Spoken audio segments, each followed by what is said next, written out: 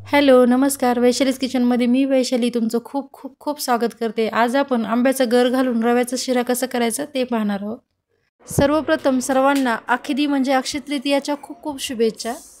अक्षय तृतीयाला आपल्या पूर्वजांना आणि देवांना पुरणपोळीने आमरसाचा नैवेद्य केला जातो. त्याकरताच मस्त असा रवाळ दाणेदार केशरी रंगाचा शिरा कसा करायचा ते पाहू. तुम्ही चॅनलवर पहिल्यांदा व्हिडिओ पाहत असाल, व्हिडिओ आवडल्यास चॅनलला सबस्क्राईब करा. साधी सोपी रेसिपी आहे, करायला खूप सोपी आणि खायला तेवढी टेस्टी. चला तर मग रेसिपी सुरू करू. सर्वात अगोदर आपल्याला आंब्याचा गर काढून घ्यायचा. त्याकरता इथे मी असा मोठा केशरी आंबा घेतला. केशरी आंब्याचा गर छान निघतो आणि फ्लेवर पण खूप छान येतो. साधारण आपल्याला 1 वाटी आंब्याचा गर लागणार आहे.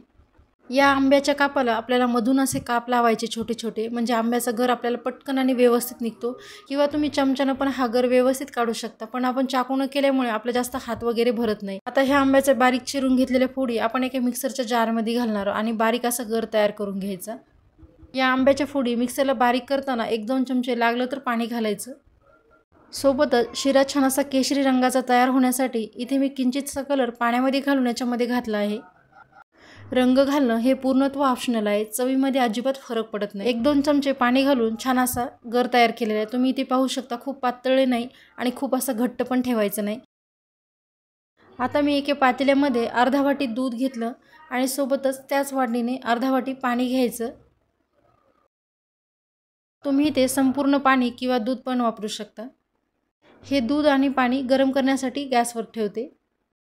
गॅसवरती कढई ठेवली. इथे मी 1 वाटी रवा घेतला आहे. साधारण हा रवा 200 ग्राम असेल.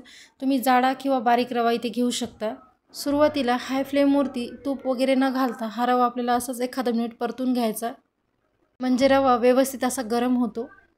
1 मिनिट रंग न बदलता रवा छान परतून घेतला. यामध्ये आता आपण तूप घालणार आहोत. तूप तुम्ही तुमच्या आवडीप्रमाणे कमी किंवा जास्त घालू शकता. शिऱ्याला थोडंसं तूप जास्तच लागतं. इथे मी साधारण 2-3 चमचे साजूक तूप घालून घेतलं. तूप घातल्याच्या नंतर मीडियम फ्लेमवरती हा रवा आपल्याला व्यवस्थित भाजून घ्यायचा. सुरुवातीला तूप रव्यामध्ये व्यवस्थित मिक्स करून घ्यायचं, याच्या गाठी वगैरे होऊ द्यायच्या नाही. रवा आपल्याला असाच कंटिन्युअसली रव्याचा रंग बदलेपर्यंत, गोल्डन ब्राऊन होईपर्यंत किंवा वास येईपर्यंत भाजून घ्यायचा. रवा भाजताना गॅसची फ्लेम कुठेही हाय करायची नाही. मीडियम फ्लेमवरती आपल्याला छान असा वास येईपर्यंत, रंग बदलेपर्यंत छान असा रवा भाजून घ्यायचा. साधारण 5 ते 6 मिनिट झालेत. मी हा रवा असा कंटिन्युअसली हलवत आहे. थोडासा रंग बदललेला आहे. सुरुवातीला सांगितल्याप्रमाणे तूप तुम्ही तुमच्या आवडीप्रमाणे घालू शकता. आता इथे थोडासा रवा कोरडा झाल्यासारखा वाटला, त्यामुळे इथे मी 1 चमचा तूप घातलेला आहे. तूप व्यवस्थित मिक्स करून घ्यायचं. मीडियम फ्लेमवरती 7 ते 8 मिनिटासाठी रवा छान असा भाजून घेतला. रव्याचा रंग बघा अगदीच बदललेला आहे. गोल्डन ब्राऊन रंगाचा रवा आपण छान भाजून घेतला. खूप काळपट रंगाचा पण भाजायचा नाही, नाहीतर मग चव थोडीशी कडसर लागेल.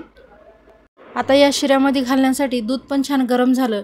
पण दूध घालताना एक काळजी घ्यायची, ज्यावेळेस आपण दूध शिऱ्यामध्ये घालतो त्यावेळेस गॅसची फ्लेम लो करायची, म्हणजेच दूधही गरम आणि रवाही गरम. रव्यामध्ये दूध घालताच हे मिश्रण छान असं फुलून वरती येतं, कढईच्या बाहेर येऊ शकतं किंवा अंगावरती पण शिंतोडे येऊ शकतात. त्याच्यामुळे गॅसची फ्लेम लो करायची. दूध असं थोडं थोडं करून घालायचं, पटकन घालायचं नाही. आता या रव्यामध्ये अर्धा वाटी दूध आणि अर्धा वाटी पाणी संपूर्ण घातलेलं आहे. व्यवस्थित मिक्स करायचं, पटापट मिक्स करायचं. हे दूध या रव्यामध्ये व्यवस्थित मिक्स होईल. काही भाग कोरडा किंवा काही ओला असा राहणार नाही. आता तुम्ही इथे व्हिडिओमध्ये पाहू शकता, रवा बघा किती छान असा फुललेला आहे. मिक्स केलेल्या रव्यामध्ये हा आंब्याचा गर घालून घेते.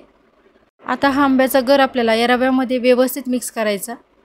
एवढं दुधाचं आणि पाण्याचं प्रमाण आणि आंब्याच्या गराचं प्रमाण अगदीच बरोबर आहे. एवढ्यामध्ये शिरा छान असा दाणेदार मऊसूत तयार होतो. आणि बऱ्याचदा रव्यावरती पण पाण्याचं प्रमाण अवलंबून असतं. तुम्हाला जर शिरा पातळ किंवा थोडासा चिकट जर हवा असेल तर यामध्ये तुम्ही अर्धा वाटी पाणी आणखी ॲड करू शकता. आता 1 मिनिट मिक्स केल्याच्या नंतर याच्यामध्ये मी 4 चमचे साखर घातलेली आहे. साखर तुमच्या आवडीप्रमाणे कमी किंवा जास्त करू शकता. इथे मी थोडी कमीच साखर घातलेली आहे. 2-3 मिनिट ही शिऱ्यामध्ये साखर छान अशी मिक्स करून घ्यायची. संपूर्ण शिऱ्याला साखर व्यवस्थित लागली पाहिजे, म्हणजे एकसारखी चव शिऱ्याची लागल. साखर व्यवस्थित मिक्स झाल्याच्या नंतर शिऱ्याला बघा छान अशी चकाकी आलेली आहे. रंग पण खूप सुरेख आलेला आहे. सर्वात शेवटी यामध्ये आपण पाव टीस्पून वेलची पावडर घातली. व्यवस्थित मिक्स करून घ्यायचं. गॅस बंद करायचा. झाकण लावून 1-2 मिनटं वाफ देऊन घ्यायची. 2 मिनटानंतर छान असं मिक्स करून घेतलं तर छान असा आंब्याचा गर घालून केशरी रंगाचा रवाळ दाणेदार शिरा तयार झालेला आहे। तुम्हाला माझी आंब्याचा गर घालून शिरा केलेली रेसिपी कशी वाटली कमेंट करून सांगा। अशाच नवनवीन रेसिपी पाहायच्या असतील तर चॅनलला सबस्क्राईब करा। भेटूया पुन्हा अशाच एका नवीन रेसिपी सोबत। तोपर्यंत धन्यवाद।